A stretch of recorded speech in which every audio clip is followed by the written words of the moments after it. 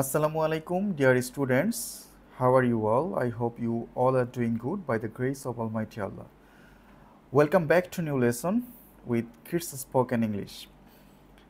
আজকে তোমাদের kids spoken English থেকে আমরা যে টপিক নিয়ে আলোচনা করব সেটি তোমরা দেখতে পাচ্ছ তোমাদের কিডস স্পোকেন বইয়ের 25 নাম্বার পেজ আই অ্যাম দিয়ে বাক্য গঠন শিখবো আজকে আমরা। তো দেখো আমরা কিভাবে আজকে লেসনটি তোমাদেরকে পড়াবো। তোমরা যদি মনোযোগ দিয়ে লেসনটি দেখো তাহলে তোমরা আই অ্যাম দিয়ে বইয়ের বাইরেও যে সেন্টেন্সগুলো রয়েছে তার বাইরেও তোমরা নতুন নতুন অনেক সেন্টেন্স কিন্তু মেক করতে পারবে। তো আশা করছি তোমরা সকলেই শুরু থেকে নিয়ে শেষ পর্যন্ত মনোযোগ সহকারে ক্লাসটি দেখবে। দেখো এখানে আই অ্যাম একটা ভার্ব, তোমরা জানো। দেখো আই অ্যাম আ স্টুডেন্ট, আমি একজন ছাত্র। আই অ্যাম রিডিং, আমি পড়ছি। আই অ্যাম হ্যাপি, আমি সুখী বা খুশি। আই অ্যাম সিক, আমি অসুস্থ। আই অ্যাম স্যাড, আমি দুঃখিত। আই অ্যাম হাংরি, আমি ক্ষুধার্ত। আই অ্যাম অ্যাংরি, আমি রাগান্বিত। আই অ্যাম স্কার্ড, আমি ভয় পেয়েছি। আই অ্যাম সারপ্রাইজড, আমি বিস্মিত বা হতবাক। আই অ্যাম জিনিয়াস, আমি প্রতিভাবান।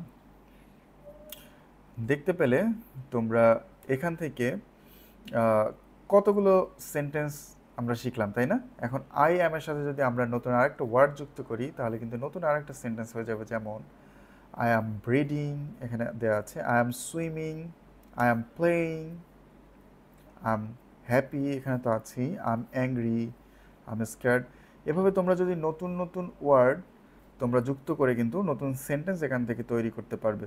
তোমাদের যে টেক্সট বই, তোমরা যে পাঠ্য বইটি পড়ো সেই পাঠ্য বইয়ের মধ্যে দেখবে অনেক অনেক নতুন নতুন ওয়ার্ড রয়েছে। সেই ওয়ার্ডগুলো থেকে তোমরা আই অ্যাম যুক্ত করে তোমরা নতুন সেন্টেন্স কিন্তু অবশ্যই তৈরি করতে পারবে।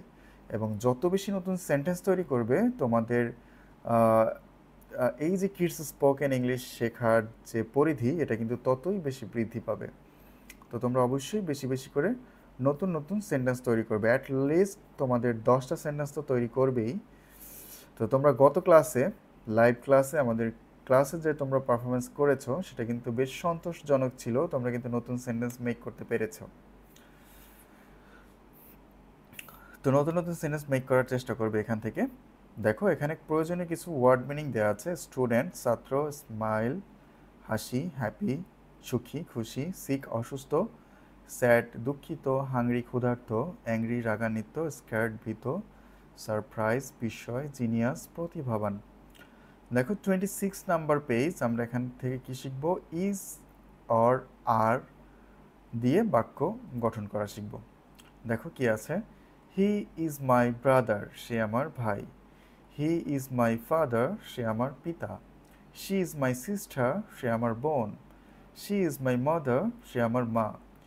She is a good teacher, তিনি একজন ভালো শিক্ষক। You R a boy, your পরে এখানে কিন্তু আর বসেছে, দেখতে পাচ্ছ? ইউ আর আ বয়, তুমি একজন বালক বা ছেলে। ইউ আর আ গার্ল, তুমি একজন বালিকা মেয়ে। সামিয়া অ্যান্ড মিম আর ফ্রেন্ডস, সামিয়া এবং মিম বান্ধবী। দে আর প্লেয়িং, তারা খেলছে।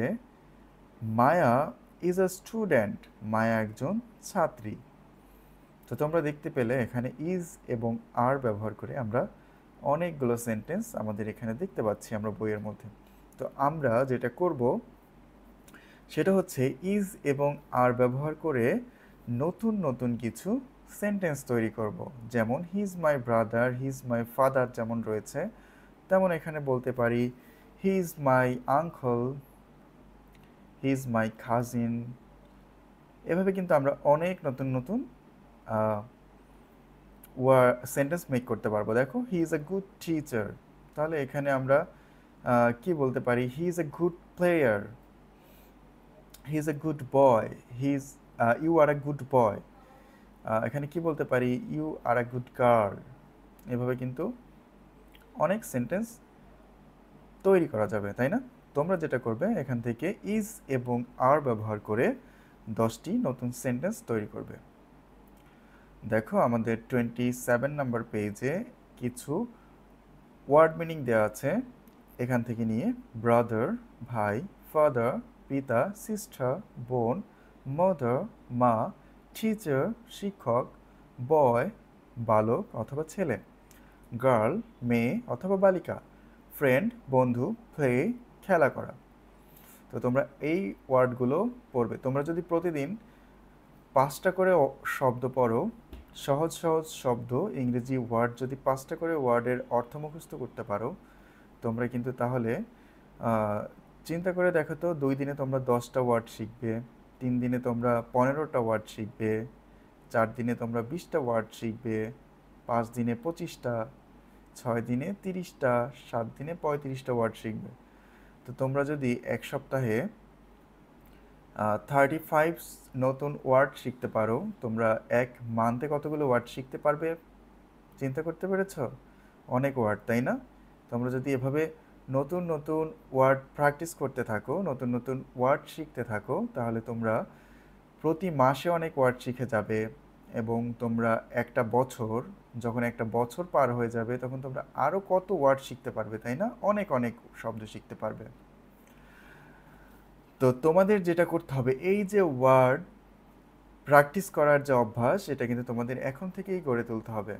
তোমরা ক্লাস 2 থেকে নিয়ে আমাদের এখানে ক্লাস 7 পর্যন্ত তোমরা যারা কিডস স্পোকেন ইংলিশ পড়ছো, তোমরা যদি ক্লাস 2 থেকেই অভ্যস্ত হও নতুন নতুন শব্দ শেখার জন্য, সেক্ষেত্রে কিন্তু তোমরা যখন ক্লাস 7-এ উঠে যাবে তোমরা কিন্তু অনেক অনেক ভোকাবুলারি শিখে যাবে, তাই না?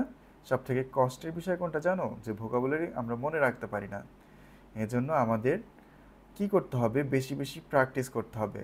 আর স্পোকেন ইংলিশের জন্য মোস্ট ইম্পর্ট্যান্ট পার্ট হচ্ছে তোমার ভোকাবুলারি ডেভেলপ করা, ভোকাবুলারি শব্দের অর্থ জানা, তাই না? যত বেশি তুমি অর্থ জানবে তত বেশি তুমি সেন্টেন্স মেক করতে পারবে। আমরা যেটা করতে পারি সেটা হচ্ছে তোমাকে সেন্টেন্সের স্ট্রাকচার বুঝিয়ে দেওয়া এবং তুমি হচ্ছে সেই সেন্টেন্সের স্ট্রাকচার অনুযায়ী নতুন নতুন ওয়ার্ড অ্যাড করে নতুন সেন্টেন্স তৈরি করা। যত বেশি ওয়ার্ড জানবে তত বেশি তোমরা সেন্টেন্স তৈরি করতে পারবে, তত বেশি তোমরা স্পোকেন ইংলিশে স্পোকেন ডেভেলপ করতে পারবে। আশা করি তোমরা বুঝতে পেরেছো আজকের ক্লাসটি তোমাদের কেমন লেগেছে। তোমরা অবশ্যই কমেন্ট করে আমাকে জানাবে এবং কে কে ক্লাসটি দেখছো সেটিও কমেন্ট করে জানাবে, তাহলে আমি বুঝতে পারি যে তোমরা আমার ক্লাসটি দেখছো। তোমাদের ক্লাস এবং রোল নাম্বার লিখে কমেন্টে জানাবে তুমি কোন ক্লাস থেকে ক্লাসটি দেখছো এবং তোমার কাছে ক্লাসটি কেমন লেগেছে। তো পরবর্তী ক্লাসে আমি তোমাদের সাথে আবারও নতুন কোন লেসন নিয়ে হাজির হব। সে পর্যন্ত সবাই ভালো থাকবে, সুস্থ থাকবে। আসসালামু আলাইকুম।